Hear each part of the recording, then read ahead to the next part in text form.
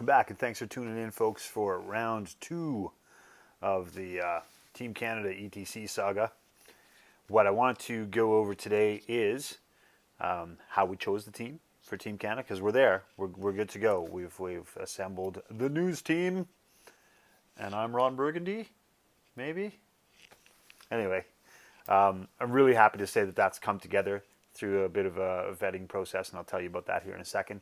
But then at the end of the video, of course, I'll announce who the chosen 8 will be. So without further ado, let's just express a little bit of background here.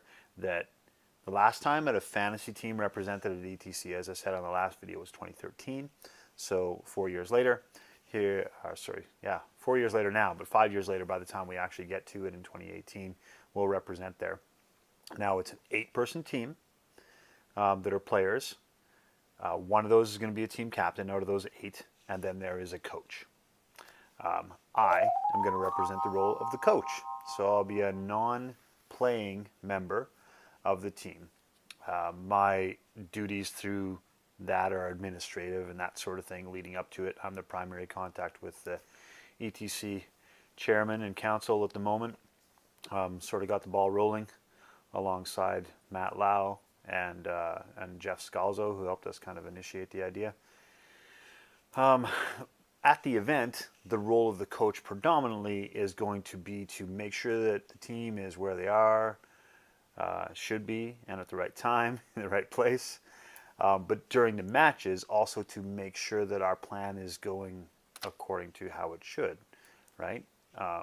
For example, what I mean by that is through the balancing of the matchups, if we're really blowing it in a place that we thought was good, kind of have coached another guy to be really conservative so that we don't get shut down or blown out of a different thing where we're not feeling as good.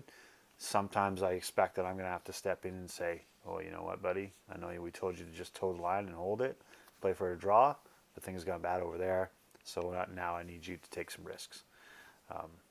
Those are the kind of calls that I would be making on the spot. I think the other thing that I want to talk about here too is about how this all came together. Really the first inclination of this came up when we were at Adepticon earlier this March. So myself and Matt Lau and Jeff Scalzo, all guys from the local Alberta area and fairly experienced players, were all there. And we also sort of sidled up with James Silva, who was launching Team Mexico to represent at the ETC for 2017. You may more commonly know James as Chaihammer Fantasy and all his enthusiastic battle reports. But that's where the idea was hatched.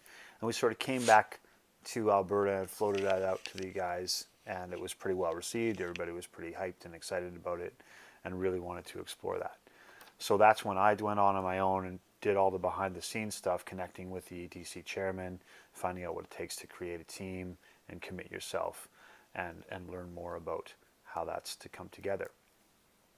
Now, coming into the late summer and into the fall, there was a little bit of a connection that I had put out there with some other community members, Saskatchewan and BC predominantly over here in Western Canada.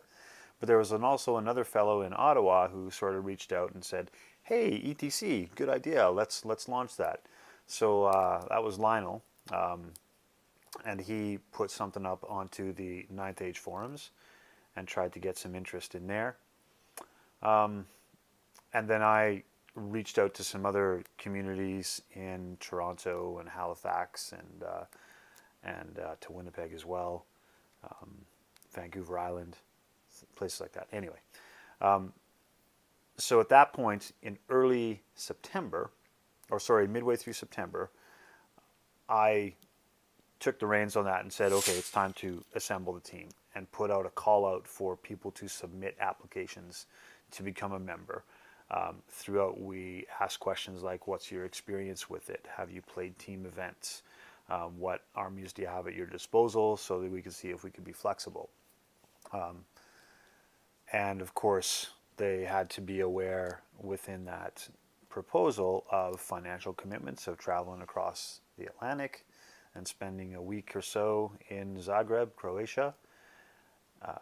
So in the end of all that, although we tried initially to get commitment from other communities in a very honestly pretty broad geographic zone, it wasn't that successful. We really only got one application outside of our our province.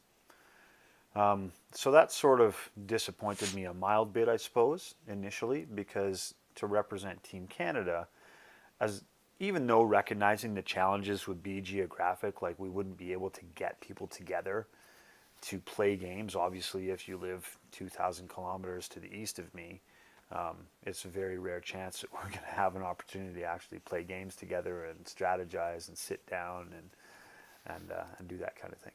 So, but despite that, I at least wanted potentially to have half the team represented by people outside of Alberta. With only one applicant, I think we sort of turned on that. Matt Lau, who is the captain, sort of discussed amongst all of us local people and propped him up as the captain, so he's taken one of the spots. It was up to him and I to sort of go through those applications and make those choices. And so we sort of made a pivot after that, and we decided, well, you know, maybe for this year, as we're initially getting our foothold in the ETC again and making a brand out of Team Canada, maybe we do just be cohesive and make sure that we represent a front that's a unit at first. And the hope of this, and the hope of these videos too, and everything else that we do over the next few months, will build that connection, that connectivity to all these other metas and other towns and cities and provinces across Canada, so that when we go into 2019 and beyond, then we have a much, much healthier space of interested players who are willing to commit to the idea of that if we can show some success in this first process. So that's where we're at.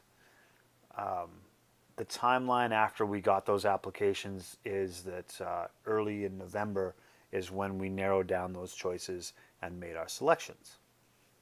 And I'll go into those now. So then, announcing Team Canada for the ETC 2018, led off by our captain, Matt Lau of Calgary, Alberta. Following upon that, and these are in no particular order, Mike Mikas. Third down the list, Lawrence Mathis. Then from my local hometown, Phil Harlos. After that, we'll have Mike Bondi. From there we have Kevin Auk. Then Doug Lamb. And rounding it all out, part of our 8, Ryan Freeberger. Now, I also want to make mention that we did choose 3 alternates. 3. Sorry. Fingers are big on this screen, eh? Just in case one of the other guys suddenly something goes wrong in the next few months and can't make it or can't afford it or something like that. We have 3 guys in the hopper that are committed and willing to go. So those 3 guys are Ralph Barclay, then Lionel Scott Harston, and also William Dodd. So there you have it. That's the group assembled. I'm really enthusiastic about this group of guys. They seem very committed to it, and I really feel like we're going to put up a good representation for Canada at ETC, build the brand there internationally as well as nationally across our big geography that we have here. So spread the word if you're watching this, if you're in other parts of Canada. We'd certainly like to hear from you. You know, lay some expectations on us if you like. If you know any of these guys, reach out to them and you know, encourage them as well. We do have a few things in the go for the next few months, but I'll save that for another video. We'll talk about our plans and future here. So tune in again, and we'll tell you more about the adventures of Team Canada. Good night.